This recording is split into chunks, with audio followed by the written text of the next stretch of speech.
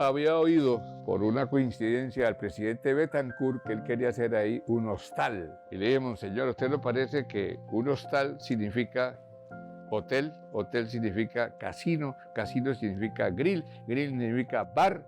Ese no es un vecino apropiado para una iglesia donde está nada menos que San Pedro Claver. Esa edificación la tenían como dato los jesuitas y se consiguió con ellos que abrieran la posibilidad para que ese comodato lo entregara al Ministerio de Defensa Nacional.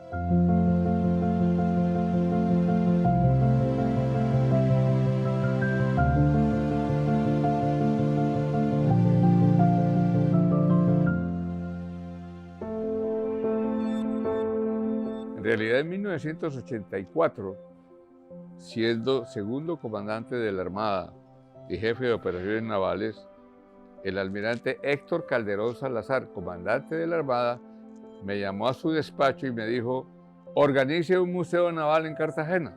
Y me vine a Cartagena a visitar dónde podría ser el Museo Naval del Caribe.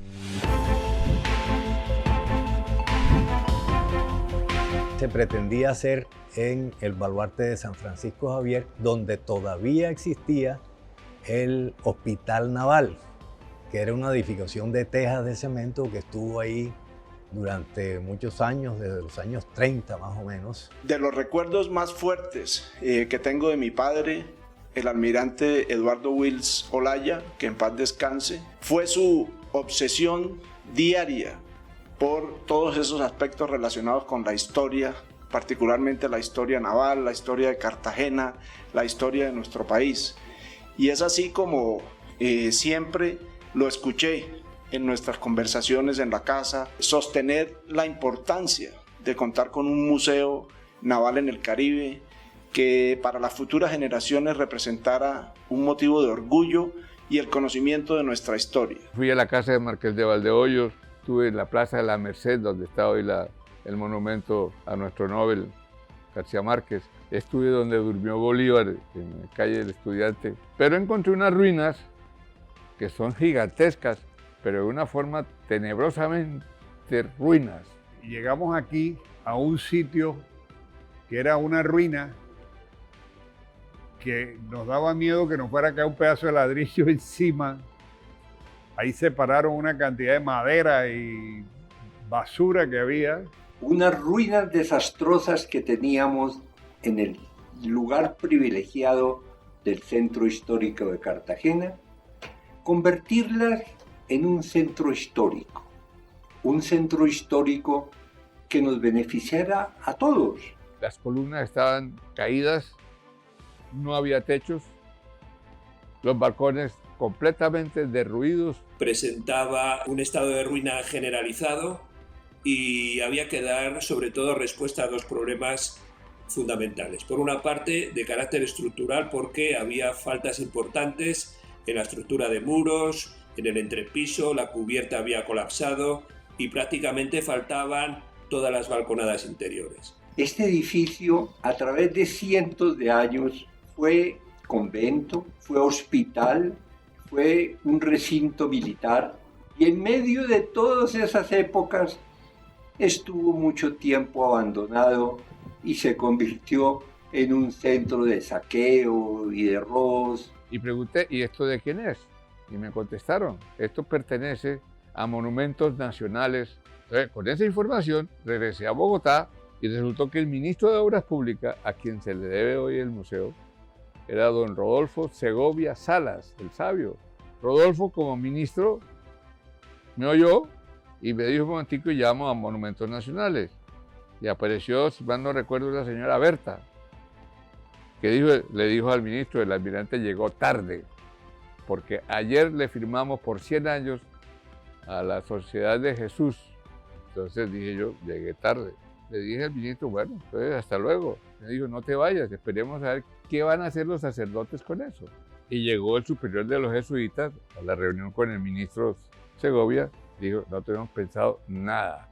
Es más, no tenemos ni un centavo para invertirlo en esas ruinas.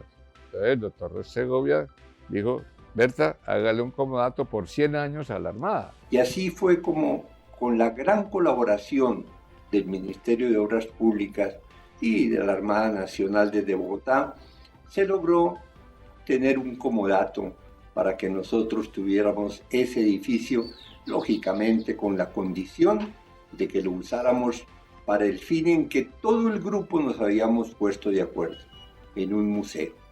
Y ahí empieza, hace 33 años, se funda el museo.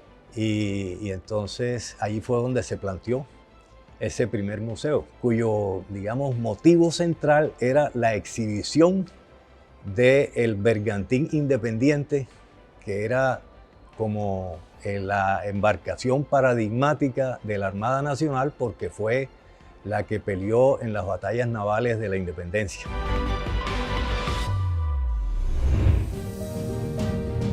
Esta empresa fantástica que comenzó siendo un sueño de la Armada, que el almirante Grau soñaba y quería convertir en un museo naval, comenzó conmigo personalmente cuando Mauricio Obregón me llama un día que él quería hacer el sitio, el museo donde albergar las especies náufragas que se iban a rescatar en la bahía de Cartagena o en Colombia de los buques antiguos que habían naufragado. Eso me pareció a mí un sueño, me pareció la idea más fantástica y maravillosa que podía haber para Cartagena. Más que tesis, una hipótesis, Sí. Que no está de acuerdo con ninguna de las que hasta ahora se han propuesto, cree que hay que buscar en otro sitio. Poco será lo que se encuentre, pero tal vez algo. Nos llamó Mauricio Obregón, que en ese entonces ya se había hecho cargo de la gestión de ese nuevo museo, para que hiciéramos el proyecto ya en las instalaciones o en la edificación del Colegio de los Jesuitas. Se me acercó Mauricio Obregón. Fue el primer conocimiento que yo tuve del proyecto del Museo Naval, para hablarme de la importancia que tenía ese proyecto que estaba liderando la Armada Nacional. Este hombre era un ser maravilloso. En primer lugar, era un historiador de fama mundial. Era un diplomático muy reconocido en Colombia. Fue una persona muy destacada en el área universitaria. Y sobre todo, era una persona enamorada del mar. Mauricio Obregón, además de historiador, escritor, navegante, aviador, tenía todas las conexiones y la autoridad moral para llamar, no importa a quién, y conseguir que lo escucharan y animarlos.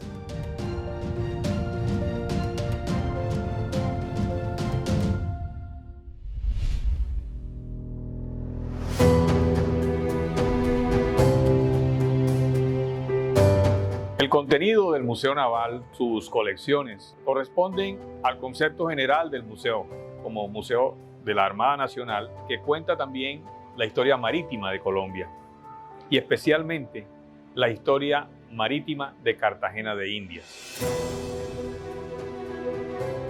Con la creación del Museo Naval del Caribe desde los años 80, Cartagena y el país logra un sitio donde todos los colombianos y extranjeros pueden encontrar la mirada amplia de la historia de Cartagena en el mar. Es un lugar donde igualmente encontramos la historia de la Armada de Colombia como fuerza naval que nace en Cartagena desde el siglo XVIII. El Museo Naval del Caribe es una experiencia. Es un museo moderno. Su museografía está hecha para que el visitante interprete lo que encuentra en el museo. No hay dogmas, sino información. Es un nuevo concepto de museo que se está implementando en muchas partes del mundo, donde la institución plantea situaciones y el visitante toma sus propias decisiones. Es un lugar donde los colombianos, especialmente los jóvenes inquietos, pueden encontrar una muestra muy particular de lo que fue la Cartagena desde los siglos prehispánicos. Igualmente encontramos una amplia galería naval donde el visitante también puede encontrar lo que ha sido la Armada de Colombia durante su existencia desde la batalla del lago Maracaibo.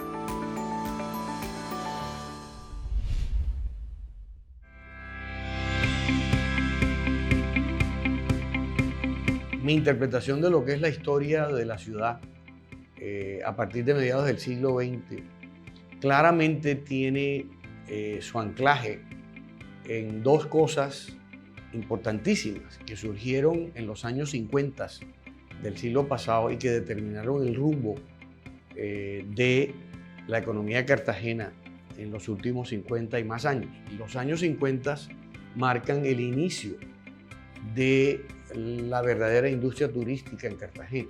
Más allá de la discusión sobre la fecha, creo que lo interesante es que esta ciudad se convierte desde un principio en uno de los principales puertos más importantes del Imperio Español en el Caribe. Y algo fundamental, lo que va a determinar la característica de Cartagena como sociedad es su condición portuaria, es su condición de puerto esclavista y es su condición de convertirse en llave y antemural de las Indias. Y todo esto, estos elementos que te he mencionado están ligados a su condición marítima y a la importancia del mar en la construcción de la sociedad cartagenera. Lo primero que uno tendría que decir en torno al puerto es que el puerto fue y es la columna vertebral de la economía de la ciudad y de la vida urbana de la ciudad. El puerto significó la posibilidad de que la ciudad surgiera como ciudad. Si no vemos la raíz de la ciudad y no vemos lo que significa ser puerto y las condiciones desde su historia hasta verla hoy, no entendemos esa trazabilidad de la historia que nos va enseñando. Considero que es fundamental tener claro que la razón de Cartagena está en el mar, está en su bahía, y que la localización estratégica y las condiciones de esa bahía determinaron que fue una pieza estratégica desde el periodo de la colonia para hacer sus rutas comerciales de las Indias, entendiendo que la ciudad nace por su bahía, es lo que le va a dar también la connotación a la ciudad. Cartagena tenía unas condiciones excepcionales a nivel geográfico, como la han descrito pues muchos de los cronistas y todo el trabajo que han hecho algunos historiadores españoles como Carmen Gómez cuando han estudiado a Pedro de Heredia y las memorias del conquistador. Los puertos más importantes en ese momento pues eran desde luego Maracaibo, era un puerto muy importante para los propósitos de expansionistas de la corona, y desde luego Cartagena, porque Cartagena era una ciudad que no solamente como ciudad estratégica para los propósitos bélicos, sino como una ciudad muy importante comercialmente, por donde convergían el comercio del Caribe. Siempre encuentra uno esa referencia permanente a esas condiciones naturales geográficas que tenía la ciudad y que le daban a su bahía un valor muy especial. A diferencia de Santa Marta, por ejemplo, que tiene una bahía más abierta, la bahía de Cartagena es una bahía que tiene unas barreras naturales de protección. Todo lo que venía de Panamá, todo lo que venía de Ecuador, todo lo que venía del Perú, todo lo que venía de Chile, pues Cartagena era un puerto de tránsito obligado y que le daba mucha preponderancia, resaltaba en medio del Caribe. Y eso fue tan significativo que es finalmente estas condiciones geográficas naturales las que hacen que Pedro de Heredia y las huestes conquistadoras decidan finalmente establecer la ciudad aquí y no en otro lugar. Cartagena es un puerto, ¿no? Un puerto colonial, pero también un puerto en los tiempos republicanos. Y como puerto, si algo tienen los puertos es que son espacios de difusión de ideas, ¿no? Los puertos tienen un espíritu cosmopolita, donde siempre están llegando ideas, gente de diferentes lugares del mundo, y eso genera un cruce de cosas que va a ser fundamental a la hora de definir ciertos procesos políticos.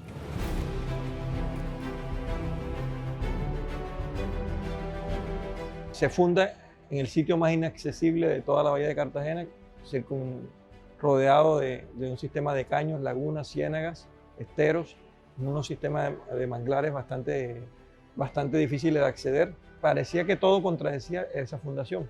50 años después empieza el verdadero proyecto de fortificación de América a través del proyecto de Felipe II y en Cartagena de Indias a través de Bautista Antonelli en 1586. Él ya encuentra una ciudad preestablecida y intenta circunscribirle a esa ciudad preestablecida un sistema de murallas de su momento de fortificar, que era el renacimiento militar.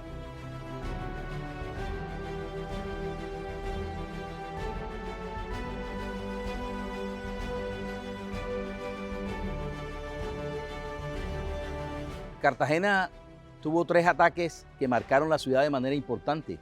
3 piratas, 2 franceses y 1 inglés. Jean-François de la Roque, conocido por los españoles como Roberto Ball, por la región de donde procedía. También Francis Drake, que llegó 50 años después y que los españoles llamaban como el Drake.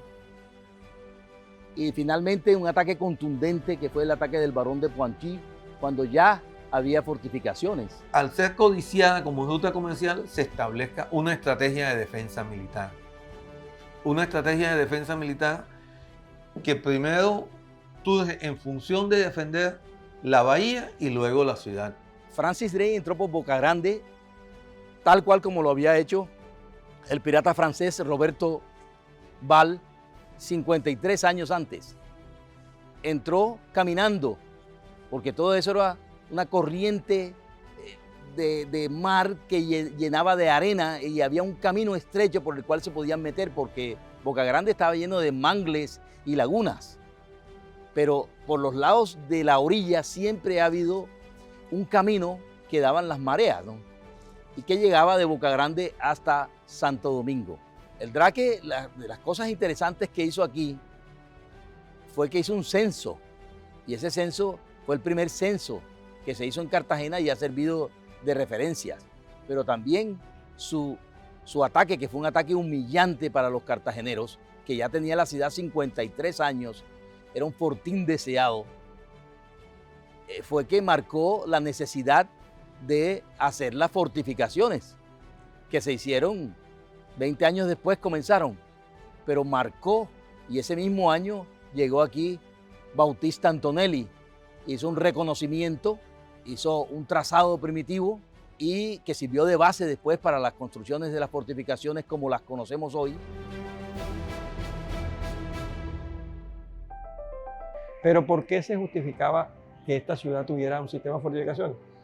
La ciudad de Cartagena tuvo un trasiego del 16 bastante violento porque fue asediada a pesar de ser una ciudad muy primitiva, con 25 manzanas, de las cuales el 70% de las casas eran de palma y bareque, que fue incendiada y asolada y saqueada varias veces por los piratas de turno, incluso por algunos que otros en representación de un enemigo importante como Inglaterra a la ciudad. Se hizo indispensable proteger la salida y la entrada de las riquezas que venían desde Sudamérica, e incluso las salidas que venían de las riquezas que venían de la naciente Nueva Granada. Todavía no había sido denominada Nueva Granada.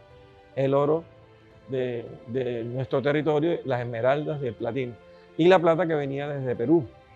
Entonces la ciudad estaba totalmente inerme, totalmente inerme.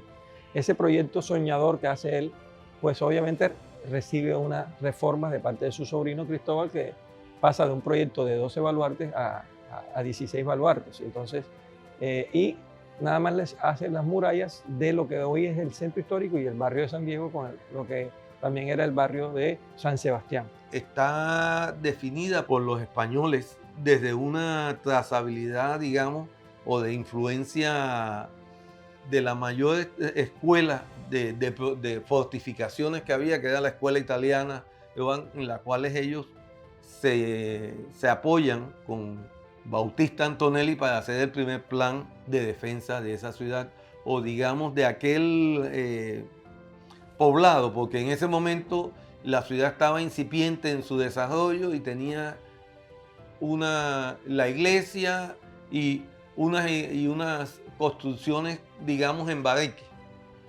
Pero eso le permite a la ciudad después, cuando ya se siente protegida, de generar la presencia que les decía antes, de generar arquitectura civil. Un sistema de fortificar especial que de hecho él aplica. De hecho él aplica ese sistema de fortificar, esos cánones, y deja esa traza completamente diseñada pero a él no le concernía iniciar el proyecto. Lo inicia su sobrino unos pocos años después, Cristóbal de Roda Antonelli, a principios del siglo XVII. Desde 1603, de 1614 arranca en serio el proyecto de una bahía protegida. España tenía unos enemigos históricos, Francia e Inglaterra, y necesitaba también de alguna manera puertos seguros, ¿verdad?, que protegieran sus mercaderías y pues todo el oro y la plata que estaba circulando, y Cartagena de alguna manera cumplía primero geográficamente y luego militarmente, porque hay que decir también que lo portuario, el desarrollo portuario también estuvo acompañado de lo militar y de las comunicaciones. Cartagena era un centro de comunicaciones, aquí llegaban todas las correspondencias, las cartas que venían de España, con las directrices de lo que los funcionarios debían hacer y debían cumplir. Entonces, era una ciudad con, digamos, con unas connotaciones bastante importantes. Tanto que luego se convirtió también en un fortín militar pues, de alto nivel y pues gracias a eso hoy tenemos todo este conjunto fortificado que es patrimonio de la humanidad, ¿no? Entonces, indudablemente creo que las condiciones geográficas fueron y han sido un factor determinante para que la ciudad haya jugado el papel tan trascendental que ha jugado en los destinos no solo del país, sino a nivel internacional. De hecho, la aduana, de hecho, la Inquisición, edificaciones representativas, más allá de la arquitectura religiosa. Y, lógicamente, para darle albergo al habitante o al visitante, está la arquitectura doméstica que está inspirada en las casas andaluzas, en el patio, los elementos del balcón, que son muy representativos de esta arquitectura de Castilla, digamos, en España. De hecho, a nosotros nos hablan cuando nos comparan que los únicos o que tenemos los ejemplos más representativos de la arquitectura de Castilla, que allá quedan pocos ejemplos, o si uno ve la ciudad esta de los balcones colgantes, Cuenca, uno encuentra, hay un poco de similitud, pero ellos llegan aquí a Cartagena y encuentran lo que no tienen allá. Porque aquí logramos construir o logramos conservar la arquitectura del siglo XVII y principios del XVIII en lo que es arquitectura doméstica. Entonces, una sociedad colonial supremamente compleja, con muchos conflictos, nada arreglada. Si hay algo que determina el orden colonial es el desorden. Es una amalgama de cosas. Y quizás la verdadera dimensión de la sociedad colonial cartagenera se puede encontrar en esos documentos a veces no oficiales o que no están hechos para dar cuenta de la verdadera magnitud de la complejidad de esa sociedad cartagenera. Producto de esa sociedad colonial es lo que tenemos, es esta gran variedad cultural que se puede ver en una ciudad como Cartagena, como el elemento que da partida a eso. Entonces estamos hablando de una sociedad colonial que por las características generó un complejo cultural fundamental sin el cual no podríamos entender la Cartagena de la actualidad. En la periferia histórica de la ciudad hay una cantidad de sitios que fue donde se concentraron en gran medida los sitios donde se explotaba la piedra, que es el carbonato de calcio, y que se producía a partir de esa piedra la cal y digamos los distintos materiales, los tejares, etc. Todos esos sitios formaban una red de producción y de comercio que ayudaba a soportar el funcionamiento de la ciudad, y toda esa red se interconectaba a través de los cuerpos de agua. Es decir, en la zona norte, a través de la Ciénaga de la Virgen, a través de los cuerpos de agua, se producían materiales que se transportaban a la ciudad, se llevaban al sitio de transformación y con eso se construían las murallas. Entonces, este edificio generó toda una corriente que nos permite hoy identificar elementos que siguen siendo valiosos y que nos permiten ahondar en el proceso de conocer y de valorar lo que es la historia de Cartagena en todos sus componentes.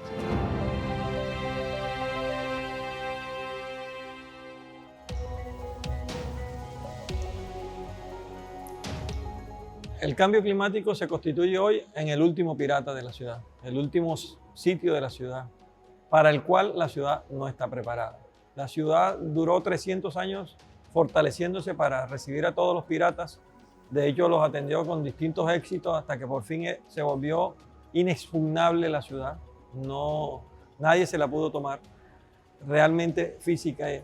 Pero en este momento el cambio climático ya comenzó con sus efectos, ya está sitiando la ciudad suavemente y la gente casi no se da cuenta. La relación permanente que tenemos no solo con la geografía, sino con los recursos naturales. O sea, Cartagena es una ciudad que desde su fundación, que desde sus inicios tuvo una relación con el agua, con el medio ambiente, que creo que es una reflexión importante traerla a la discusión, ¿no? Porque hoy hay un gran debate en la ciudad y yo creo que la historia sirve para eso, ¿no? Saber del pasado para entender lo que somos ahora, ¿no? El reto nuestro desde el punto de vista ambiental es enorme. Primero porque tenemos un retraso en cultura ambiental y la cultura de la incultura hace mucho daño.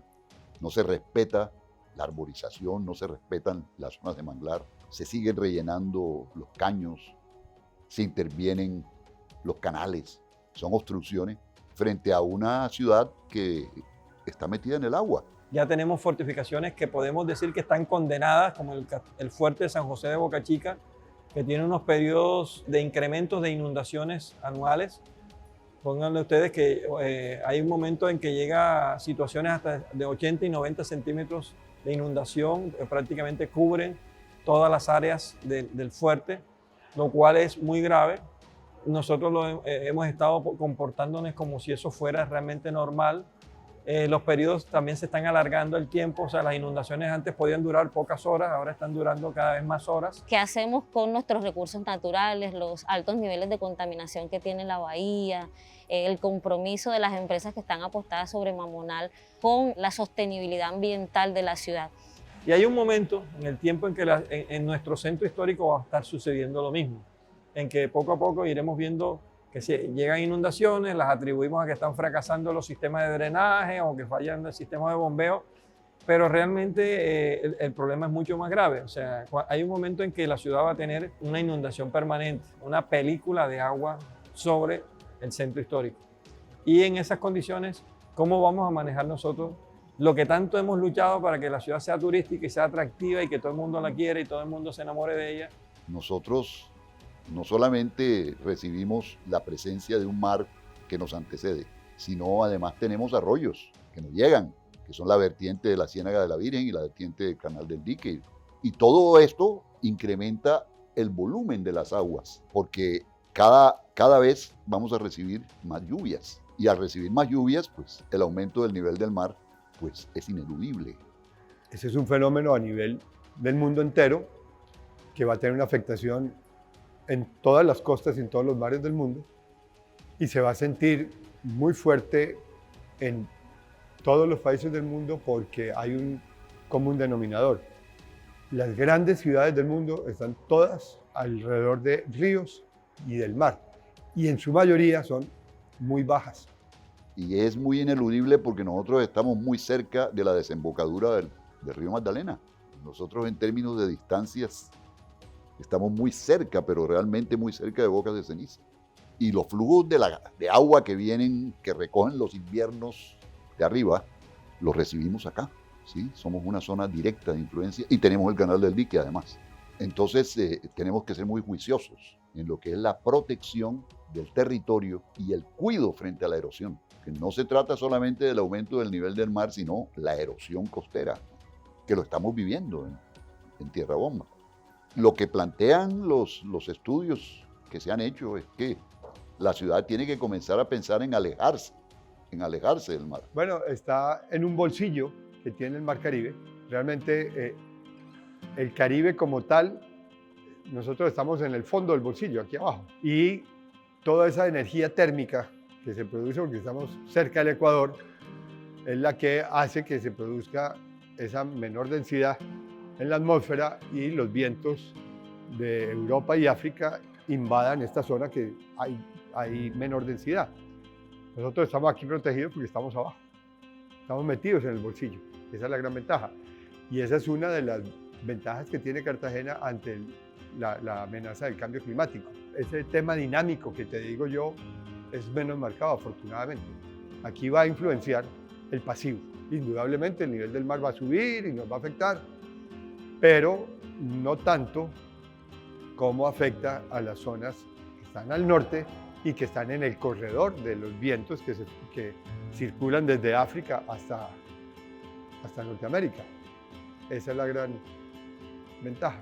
Los estudios científicos que se han realizado por parte del IDEAR, de MAR, y que hoy forman parte del Plan 4C, son demostrativos de que la ciudad no puede seguir creciendo hacia la orilla del mar, pero parece mentira, es como si no quisiéramos escuchar, y todo lo que queremos hacer es metiéndonos en el mar. De hecho, hay algo que es ineludible y es el plan existente de defensa costera, o sea, el relleno hidráulico que tiene que hacerse de Marbella hasta el laguito, porque ya el mar lo tenemos encima, o sea, Boca Grande es una pequeña peninsulita, o sea, Boca Grande es una zona de bajamar en la cual crecen todos esos edificios, razón por la cual el aumento del nivel del mar siempre va a ser algo que castigue la zona. El aumento de la marea ha sido tremendo, pero no hay conciencia, digamos, seguimos construyendo más y más edificios. Creo que es un tema importante porque esta es una ciudad que nació emparejada con el medio ambiente, una ciudad que se construyó sobre un ecosistema muy rico de cuerpos de agua, no solo de mar, de agua salada, sino también de lagunas, de ciénegas, y eso quiere decir que la ciudad tiene un ecosistema, surge en medio de un ecosistema natural importante. ¿Cómo lo vamos a manejar? Como lo está manejando Venecia, que hoy, por lo que está sucediendo en estos días recientes, está fracasando uno de los mayores sistemas de esclusas construidos en el mundo para defender a una ciudad como Venecia, muy costoso, de más de 7.500 millones de euros, está colapsando y está recién inaugurado. Llevan muchísimas décadas, varias décadas tardando de solucionar ese problema de inundaciones y ya con lo que está sucediendo en estos momentos, si ellos que ya llevan tantos años trabajando y nosotros no hemos comenzado, ¿qué nos depara el destino en este momento? San José es un campanazo de alerta, pero ya ciertas inundaciones en las plazas y calles del centro histórico se están manifestando. Muchos lo atribuyen a que no está funcionando el sistema de drenaje. Digamos que eso es parte del problema, pero la solución es que ya hay un momento en que hay niveles de mareas altas que sobrepasaron los niveles de las cotas de las bombas. Y ¿qué se va a hacer si no se hace un sistema de esclusas y de protección y de diques? El panorama no es nada alentador. O sea, existe la academia en Cartagena, ha estado trabajando varias universidades en serio a través de sus estudiantes y han presentado propuestas innovadoras muy interesantes que yo pienso que tienen que tomarse en cuenta. Universidad de Cartagena, Universidad Tadeo Lozano, la misma Universidad Tecnológica Bolívar, han hecho y están hablando de un sistema de esclusas. O sea, Cartagena va a requerir, y casi que toda la costa atlántica colombiana, desde prácticamente de la desembocadura del río Magdalena hasta la zona del Sinú, nos va a tocar construir un gran sistema de protección porque estas inundaciones se está volviendo un problema regional.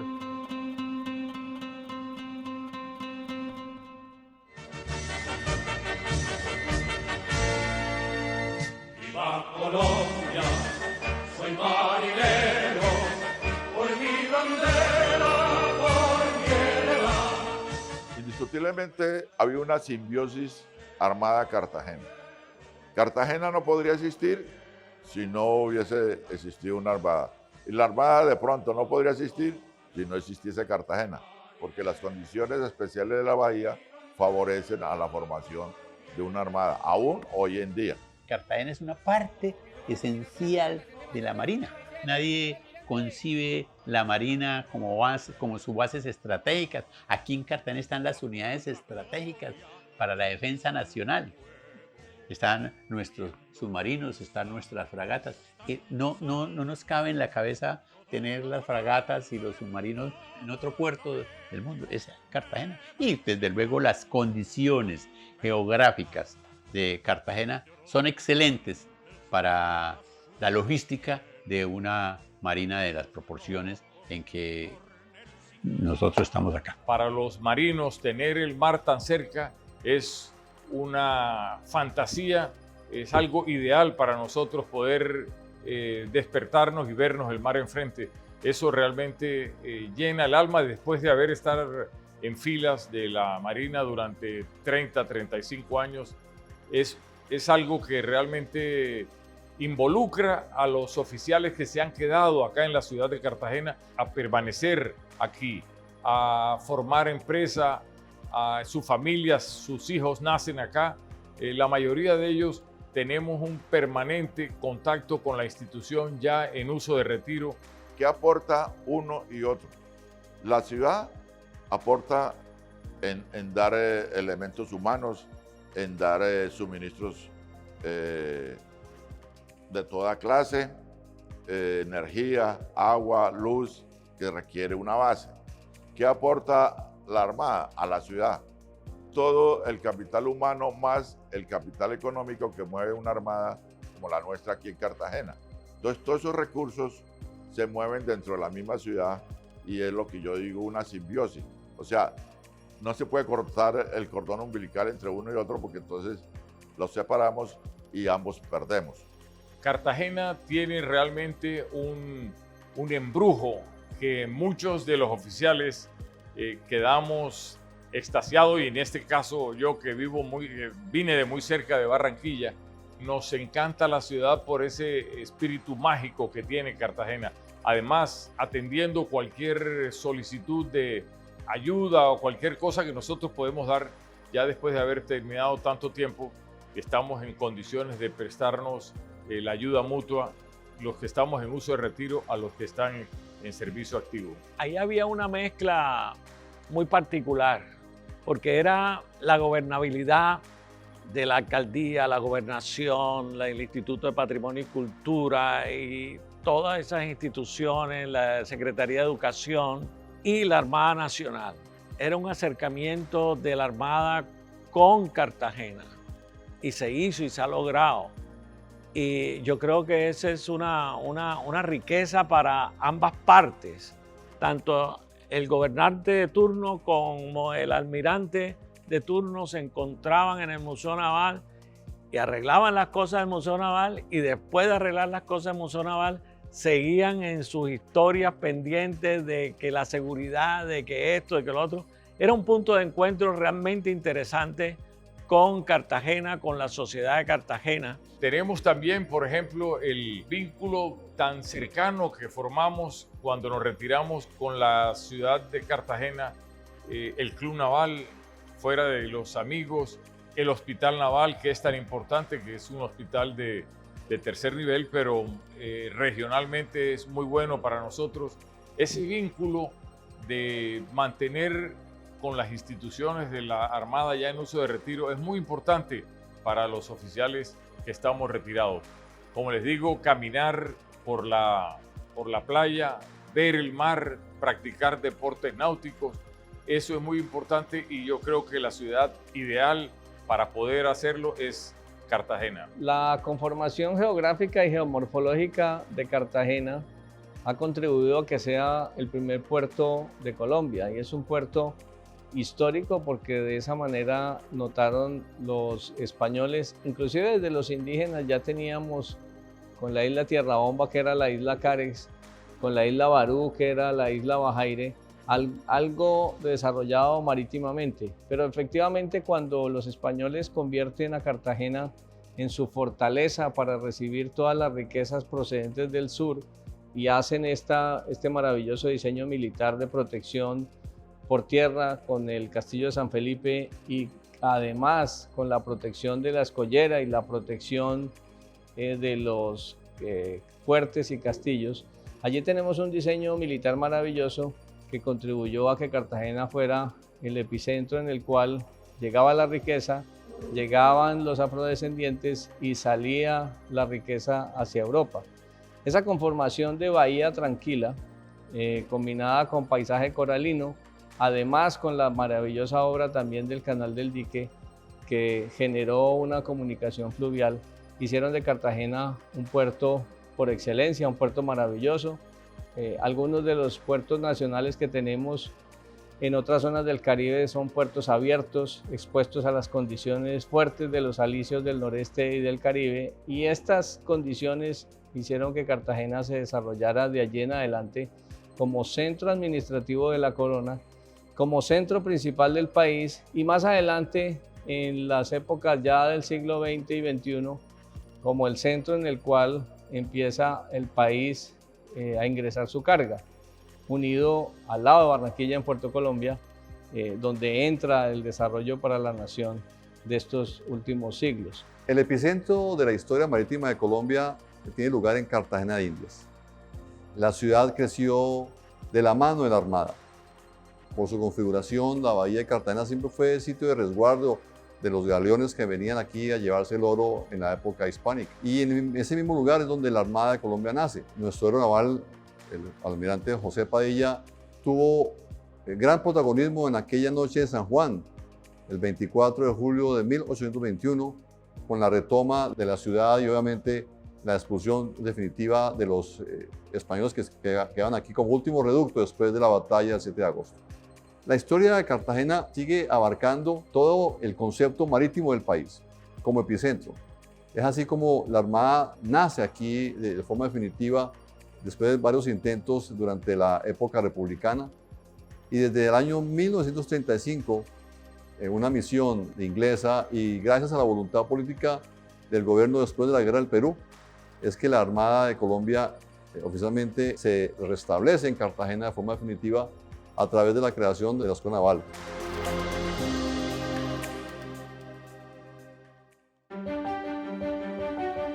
Al tiempo de hoy, Cartagena ha sido homenajeada por 10ª ocasión como el mejor puerto del Caribe, gracias a su desarrollo portuario, a su desarrollo turístico.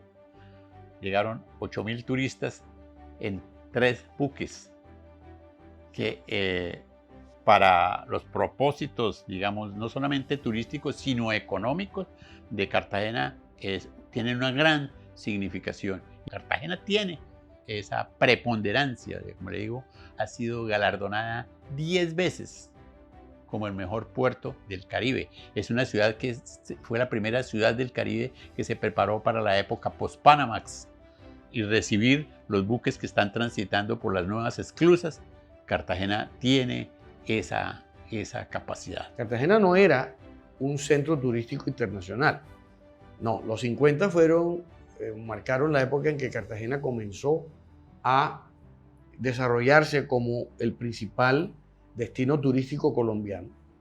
Y fue la época también en que nacieron los primeros hitos o íconos de la industria turística tradicional. El Hotel del Caribe, año 45-46, el concurso de belleza en el año 47, el casino en el año 57, el Festival de Cine en el año 60-61.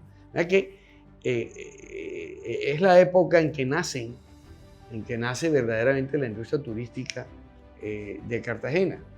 Comienza el desarrollo hotelero de Boca Grande, comienza en regla la urbanización de Castillo Grande y la construcción de edificios de apartamentos en Boca Grande. De manera que los años 50 son el inicio de un componente importantísimo de la estructura económica de la ciudad. La ciudad tiene 2 escenarios en su desarrollo turístico.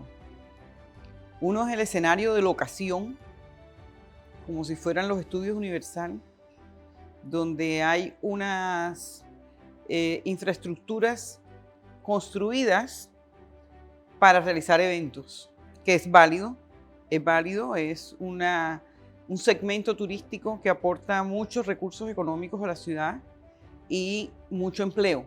Y el otro escenario es el escenario de la ciudad patrimonio, de la ciudad que realmente quiere mostrar lo que es, lo que fue y lo que puede ser, siempre primando que el patrimonio aún está inexplorado. La geografía ha sido el determinante de la trayectoria económica de Cartagena desde la colonia.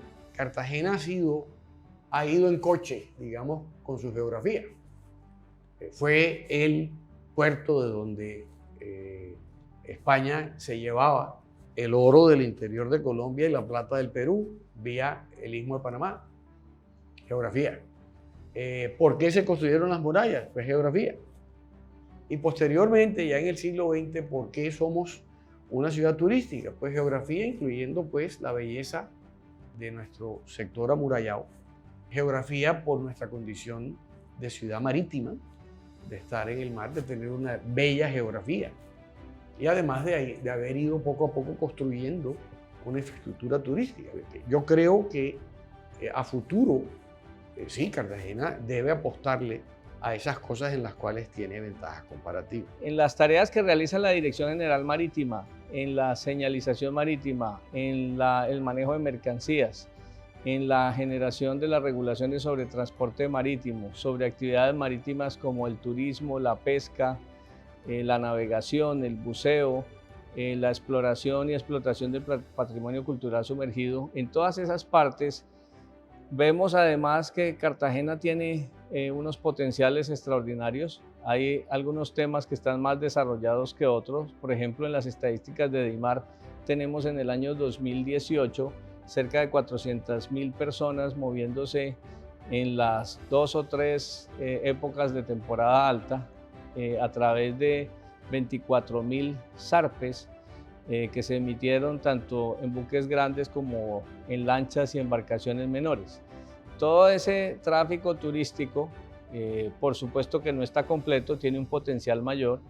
Tener en Cartagena, cercanamente a las Islas del Rosario, a las Islas de San Bernardo, a la Isla Barú, a la Isla Tesoro, hacen que esta configuración pueda ser explotada y explorada con mayor profundidad para el turismo. El turismo de aves, por ejemplo, en la isla de Manzanillo, es uno de los mejores turismos de observación del mundo. Entonces, hay más potencialidad para desarrollar desde el punto de vista turístico. Cartagena es una experiencia. Somos la ciudad que atacaron los piratas. O sea, ya eso en sí es una experiencia.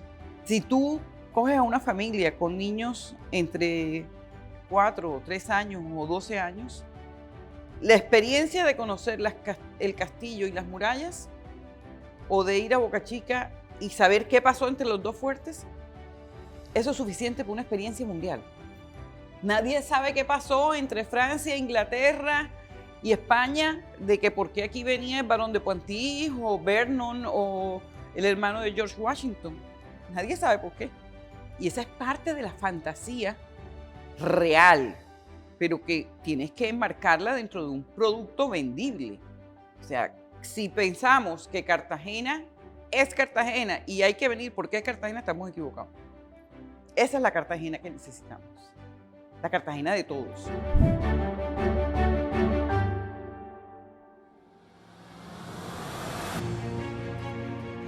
Desde mucho antes de retirarse como oficial de la Armada, ya mi padre había planteado la necesidad de la creación de un museo en los años 70 y posteriormente, ya en uso de retiro de las fuerzas militares, empezó a trabajar con un grupo de personas en la ciudad de Cartagena el sueño que él había tenido toda su vida. Recuerdo mucho esos diálogos, esas conversaciones familiares sobre esa necesidad tan imperante que tenía la ciudad de Cartagena y nuestro país. Finalmente, en la década de los 80, ese sueño se materializa con el concurso de muchas personas, con el concurso de la Organización de Estados Americanos, con el concurso de la Armada Nacional y de muchas personas prestantes de la vida nacional. Y en el año de 1988 se logra crear el Museo Naval del Caribe. Mi padre, por todas estas circunstancias previas, fue designado como su primer director y permaneció hasta el día de su muerte atendiendo todos esos requerimientos, administrando los recursos y adoptando pues todas las acciones necesarias para la reconstrucción de esas antiguas instalaciones. Y fue como decidimos hacer una ceremonia formal para iniciar la Fundación Naval del Caribe. Esa ceremonia la hicimos en uno de los patios del edificio. Nos tocó quitar un poco de escombros y allí pusimos las mesas, los micrófonos, etc. Y en ese lugar planeamos nosotros una ceremonia formal para iniciar y dejar definida la formación del Museo Naval del Caribe. Yo era gobernador en el año 1987, En ese momento me llamaron de la Armada para invitarme a una reunión porque se iba a firmar el acta de concesión de la construcción del comodato que se iba a dar de la Armada para la construcción del museo. Y ahí nos reunimos e hicimos la reunión. Estaba en ese entonces el almirante Ospina, que era el comandante de la Fuerza Naval del Caribe.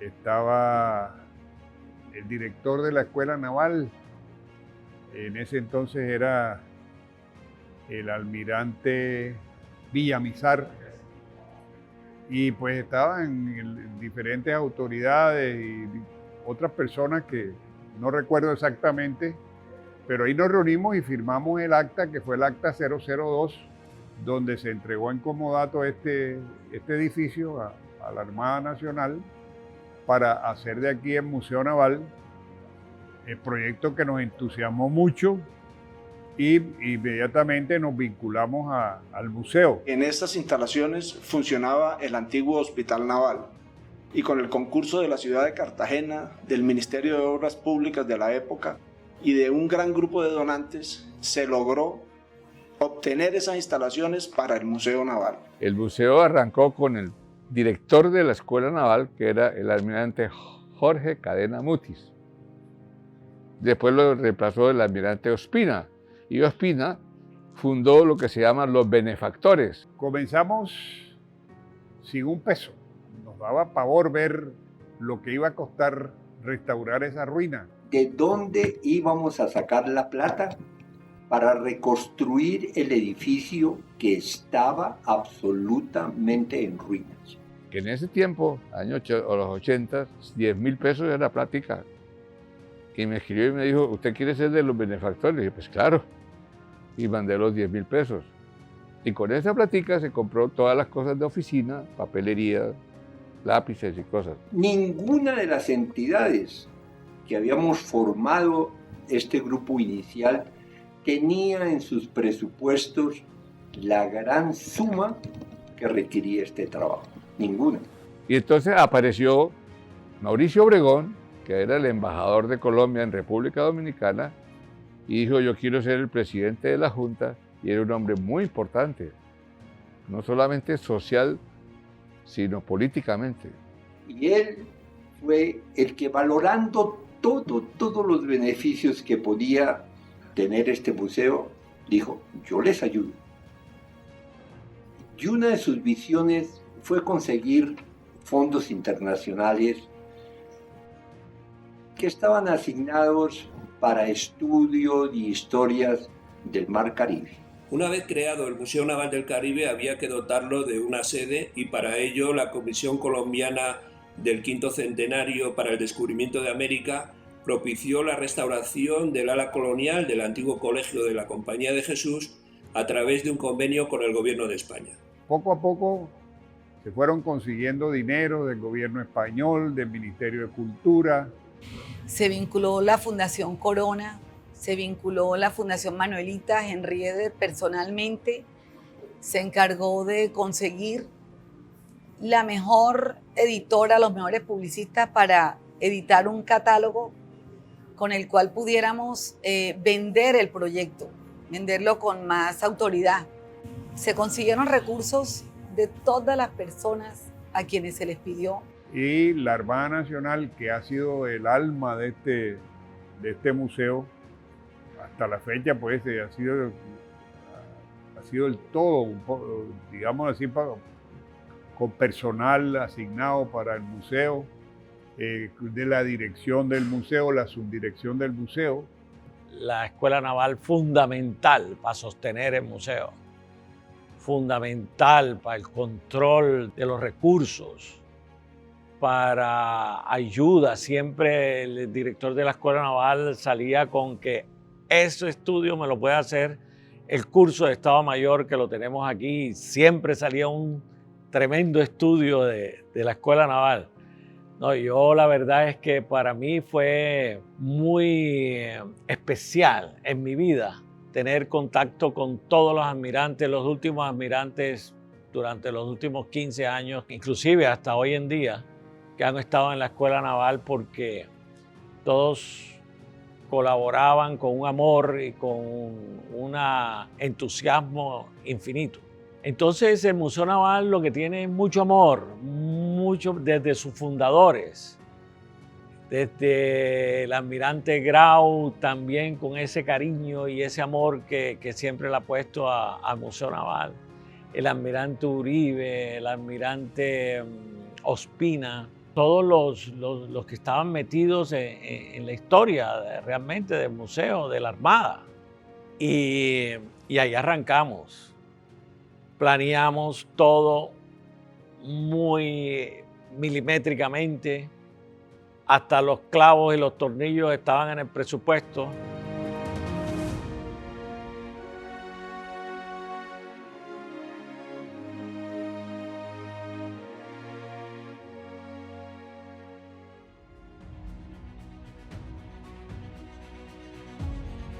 El museo, el edificio tuvo varias etapas, entre otras una muy importante que fue la que cubrió la cooperación española con la Escuela Taller Cartagena de Indias, que ya fue una restauración más de fondo, donde se recuperó este gran salón donde estamos y donde se recurrió a una estructura muy curiosa, muy imaginativa, muy rigurosa, porque allí se utilizaron vigas de hierro. Hacer una empresa requiere saber muy bien a dónde vamos y qué vamos a hacer.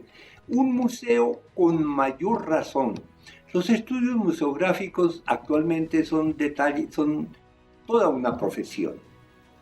Entonces iniciamos con la ayuda de toda la gente especializada que podíamos acercar a nosotros, cómo íbamos técnica y profesionalmente a elaborar el museo.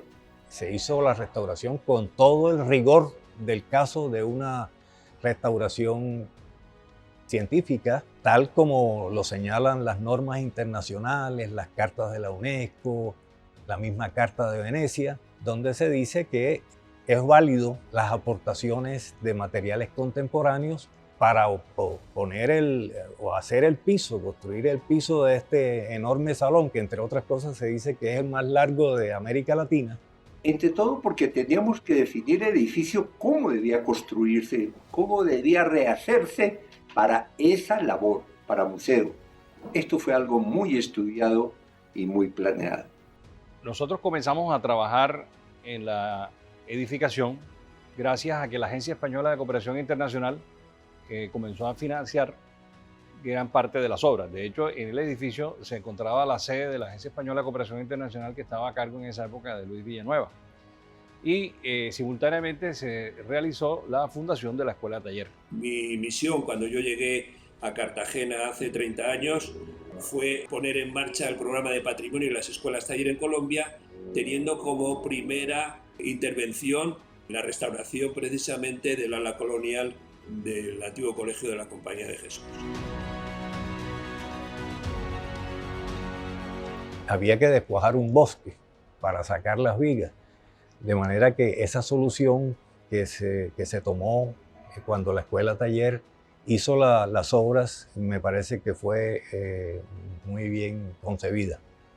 Entonces, uno de los primeros encargos fue la de comenzar a trabajar el proceso de restauración de las obras y utilizar esas obras como un modelo de formación para los estudiantes. Entonces entramos aquí con unos pocos maestros de albañilería, carpintería, cantería y con unos 96 estudiantes, entre los cuales habían cada una de las distintas vertientes de formación de la Escuela Taller. La participación de la Escuela Taller fue determinante. Realmente fue muy interesante ver trabajar a los maestros de oficios con sus aprendices, prácticamente todos los frentes, en la consolidación de los muros, en la restitución de las carpinterías y las rejas de madera, los trabajos de forja, en fin, fue realmente un trabajo muy positivo, un gran aporte. Para ese entonces, Roberto de la Vega consiguió una donación de Carimós, que era como la sucursal del ICOMOS, el Instituto de Monumentos que rige la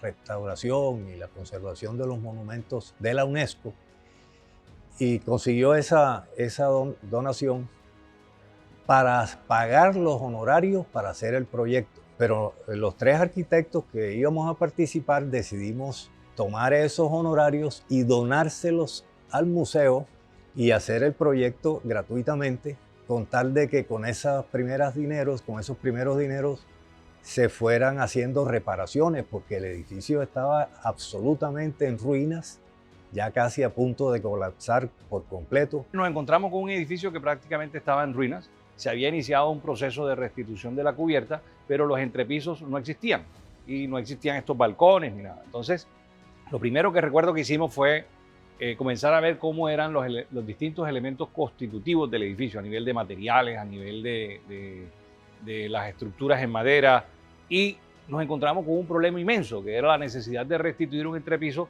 que iba a requerir unas 150, 200 vigas de madera recia, de más o menos unos 8 metros, o 8 metros y medio, 9 metros de longitud, lo cual implicaba un problema inmenso desde el punto de vista de conservación. Y además era como la vergüenza de Cartagena, porque tiene esta gran fachada que da hacia la Bahía de las Ánimas, que es una parte importantísima de Cartagena, por donde tiene que pasar media ciudad todos los días, y eso daba grima realmente, tener una edificación tan paradigmática, tan importante en ese estado de abandono. En las actas de aquella época encontramos que hubo, en las primeras reuniones de junta, hubo un montón de donaciones por parte de muchas empresas y de particulares, con lo cual se fueron comenzando las obras. Yo diría que esto al principio fue un proyecto que se hizo con las uñas, porque la gente estaba muy interesada en el proyecto, la gente quería rescatar el edificio. El edificio es muy importante, el edificio fue donde funcionó el Colegio de los Jesuitas hasta el siglo XVIII, cuando Carlos III expulsa a los jesuitas de los dominios españoles, y entonces los jesuitas se van y el edificio es ocupado por el Hospital de San Juan de Dios durante muchos años. Y hay que decir que a mí realmente me sorprendió el trabajo de los maestros carpinteros, cartageneros y afrodescendientes, todos ellos, utilizando las técnicas que se venían utilizando en España hace varios siglos, por ejemplo, para la construcción de la arquitectura mudéjar. Recuerdo, por ejemplo, la inauguración de las obras del ala colonial del Museo Naval, porque se realizaron en el marco de la cuarta cumbre iberoamericana de jefes de Estado y de Gobierno que tuvo lugar en Cartagena de Indias en el año 1994. Todos los presidentes iberoamericanos pasaron por allí, por el ala colonial, y fue realmente un momento muy especial.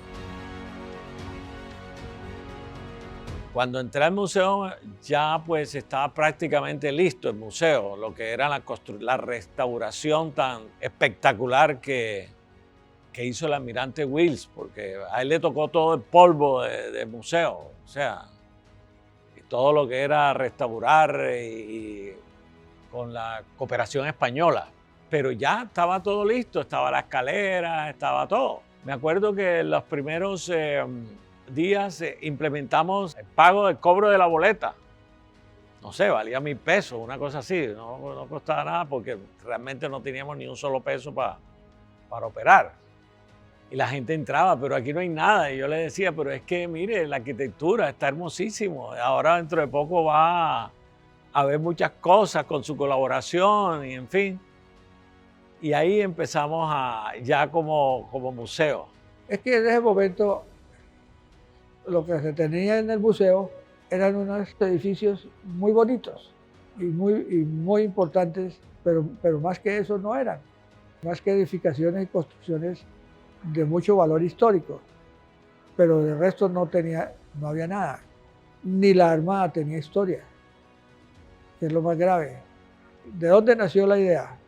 La idea nació de un viaje que yo hice a Santiago de Chile, porque le ha costado mucho trabajo a la Armada aprender a sentarse a escribir inclusive sus propios errores. Eso ha costado mucho mucho trabajo, sí. Y allá me mostraron el museo en Valparaíso, que es totalmente desarrollado con base precisamente en maquetas. Es una historia contada con maquetas. Hoy en día se puede utilizar, además de maquetas, se puede utilizar medios audiovisuales y se puede utilizar muchas otras cosas. Pero las maquetas es algo físico y algo que todo el mundo podía hacer en ese momento. Entonces, como yo llego de Chile y estoy llegando a Cartagena a poner en servicio el astillero, 24 de julio, es que se emiten esas órdenes para que cada uno de los entes en ese momento cercanos al comando de la Fuerza Naval del Atlántico, a la base, a todo, aporten su granito de arena. Muchos, pues lo que hicieron fue subcontratar, no importa. Subcontrataron algunos con otras entidades para hacer una parte de la historia, y creo que así es que nace la idea que el Museo Naval es precisamente para eso, para recordar historia. La colección del museo se diseñó con un proceso completamente científico, museográfico, con una convocatoria ciudadana donde todas las fuerzas vivas de la ciudad se reunieron con el museo para plantear sus necesidades. ¿Qué necesitaba realmente la ciudad de un museo naval específicamente? Y de allí nació el guión del Museo Naval. Creo que desde que me dijeron que yo venía para el Museo Naval empezó una incertidumbre de qué es trabajar en un museo y de poder darle continuidad a un proyecto tan grande que se estaba desarrollando aquí en el Museo Naval del Caribe. De ver que realmente es importante poder contar nuestra historia como marinos que somos, que la gente se dé cuenta realmente cuál es la labor que nosotros tenemos que cumplir en un país como Colombia.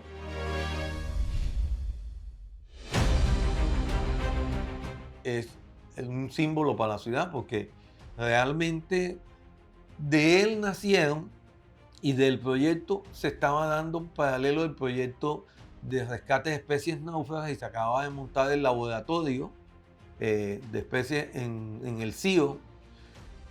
Y cuando hicimos la intervención del baluarte de San Francisco Javier con Alberto Zamudio, se logró encontrar una serie de armas que se hablaba del sitio de Obeso, de la ciudad. Nosotros en su momento habíamos dejado la señalización, se hizo todo un trabajo de arqueología por primera vez y todas esas armas, cañones, especies que están inventariados, documentados, pasaron al CIO. Y tengo entendido que parte de eso hoy reposa en el Museo Naval. Es parte de la historia en la que hemos tenido vinculación, de lo cual nos sentimos muy satisfechos y muy felices de haber participado en esa parte de la historia. El edificio por supuesto, sufrió mucho con los abandonos y con la serie de usos que no eran los adecuados para el edificio.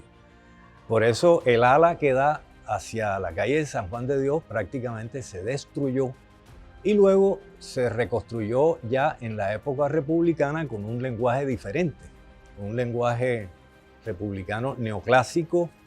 Por eso la tipología es diferente, los materiales son diferentes. Allá se usó las losas de concreto, se usaron losas de concreto, cuando todavía en las primeras épocas de las obras hechas en concreto se utilizaba la arena salada. Por eso muchas de esas edificaciones de la época republicana se deterioraron mucho más rápido que las de la época colonial y son incluso a veces más difíciles de rescatar que las de la época colonial, siglo XVII y XVIII. Hoy día ya se ha recuperado todo y el museo está funcionando muy bien. Todavía le hacen falta recursos porque hay muchas salas todavía vacías. Esta, por ejemplo, es una sala que podría ser de exhibición de objetos importantes. Las colecciones del Museo Naval del Caribe son producto de un proceso que lleva ya 30 años, que se ha realizado por facetas, aprovechando oportunidades algunas veces donaciones de empresas privadas, otras aprovechando momentos de bonanza, por ejemplo con la visita de cruceros. La colección se encuentra contenida en dos grandes salones del ala republicana del museo. En el primer piso está Cartagena en el Mar Caribe, que es un recorrido por la historia marítima de la ciudad, desde los indios caribes hasta más o menos 1955, cuando Cartagena empezó a resurgir de un largo periodo de decadencia. Y este es el único museo en Colombia, la única institución que tiene la historia, la cultura, el ámbito territorial de los indios caribes, que le dieron nombre al mar. Se logró mediante convenios con universidades de Venezuela, porque en Colombia no hay investigación sobre los caribes. El salón cuenta la historia de Cartagena desde su fundación, vista desde el mar. Hay una gran maqueta en proceso aún del galeón San José, donde el visitante puede entrar al fondo del mar a 600 metros de profundidad, en una especie de submarino, a ver de cerca los restos del navío como reposan, el pecio que reposa en el fondo del mar. Al final del salón se asciende al centro de documentación, la biblioteca del museo, que es un lugar de trabajo donde se han adelantado investigaciones con universidades de diversos países. En el segundo piso está la Galería Naval, que está dividida en dos secciones, una cronológica desde 1810 hasta 1953, que es una cronología de la Armada Nacional, de cómo fue naciendo todo lo que ocurrió en el proceso de independencia, el primer bergantín, el bergantín independiente que tenemos aquí con nosotros, que es el barco insignia histórico de la Armada Nacional. Un recorrido por la noche de San Juan, la batalla de la noche de San Juan, José Prudencio Padilla, nuestro gran almirante histórico, la batalla de Maracaibo. La segunda sección de la Galería Naval es una experiencia con diferentes facetas de la Armada Nacional. El visitante visita las escuelas de formación de los marinos colombianos. Hay una lancha guardacostas, un submarino al que se puede entrar con todo su equipamiento, donde se puede tener la experiencia de navegar en el fondo del mar en un submarino. En el módulo de Colombia, en la Guerra de Corea, el visitante tiene la oportunidad de maniobrar una ametralladora de 20 milímetros de la guerra, tenerla en sus manos. Están los armamentos, la historia de la guerra, los buques colombianos que estuvieron en el Batallón Colombia, sus tripulaciones. Realmente lo que veo es un museo mucho más evolucionado, un museo con mucha más historia, un museo que realmente puede competir con cualquier museo del mundo. Desde la idea que tuvieron aquellos gestores del Museo Naval y que han formado la Fundación Museo Naval del Caribe, se enfocó siempre que esta edificación guardara lo más preciado de la historia marítima de Cartagena y del país, pero también lo más preciado de la historia de Colombia, de la Armada de Colombia.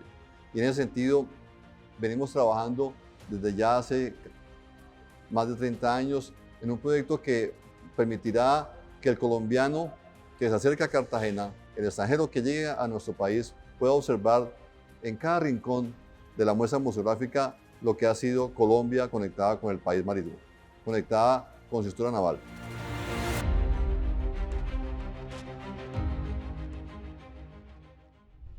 Museo Naval de Cartagena.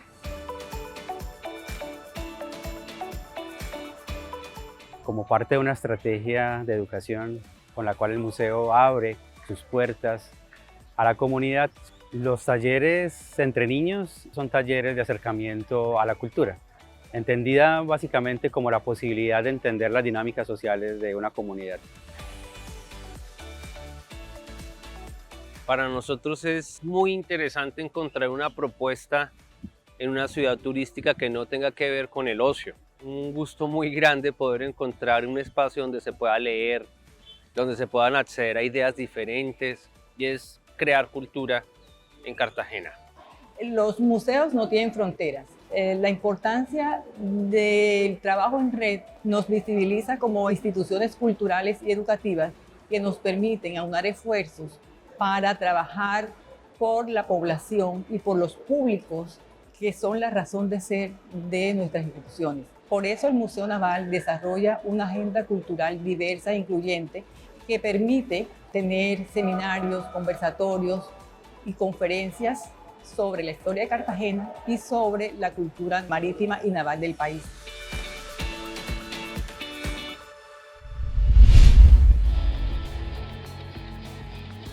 Estamos comprometidos totalmente con la cultura, con la historia y con la comunidad. Y creo que eso se ha visto reflejado desde las personas que trabajan, desde los asesores que se encuentran aquí en el Museo Naval, el compromiso que tienen para desarrollar cada uno de esos proyectos y de los procesos que liberan se ve reflejado en la emoción y en lo que piensa la gente que visita el museo.